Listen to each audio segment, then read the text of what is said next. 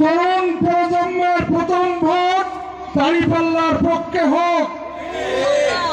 খালি তরুণ প্রজন্মের ভোট না, প্রবীণদেরও ভোট দাঁড়িপাল্লার পক্ষে হোক। গতকালকে আপনারা দেখেননি মিয়া গোলাম পরারের হাজার হাজার মোটরসাইকেল র্যালি যে কি পরিমাণে জনতার স্রোত নেমেছে সেটা আপনারা দেখেননি।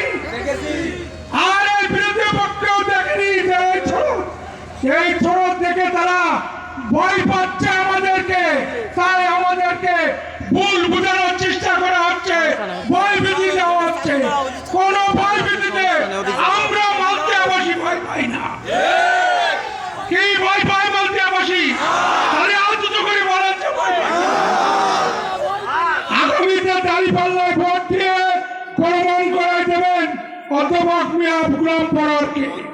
গোলাম পরোয়ার কি জিনিস আপনারা এখনো চেনেননি। সে সারা বাংলাদেশের নেতা, সে সারা বাংলাদেশে নমিশন দেবে সেই দিন। এই যত নমিশন তার হাত ধরে হবে। আর সেই লোককে আমরা পাচ্ছি আমাদের খুলনা 5 আসনের এমপি হিসাবে। এই এমপি আমরা হারাতে চাই না। এই যদি গোলাম পরোয়ার এমপি হয়, আগামীতে আমাদের ডুমুরিয়া ফুলতলা মনে হয় যে স্বপ্ন করে লেখা থাকবে মিয়া গোলাম পরোয়ার কি করলো। লোকের কাছে ভোট চাইতে হবে না। সে চাঁদাবাজি করে না, জুলুমবাজি করে না, অত্যাচারী করে না, পাথর খায় না, বালু খায় না। এ সমস্ত খায় কারা সবাই জানে যে কারা খায়।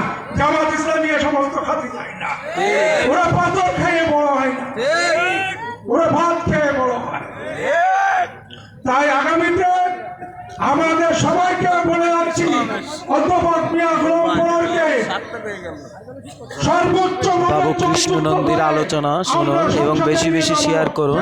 খুলনা 5 আসনে সনাতনী ধর্মাবলম্বী অধ্যাপক মিয়া গোলাম পরোয়ার আসনে সনাতনী ধর্মী বাবু কৃষ্ণনন্দীর আলোচনা বেশি বেশি শেয়ার এবং কমেন্ট।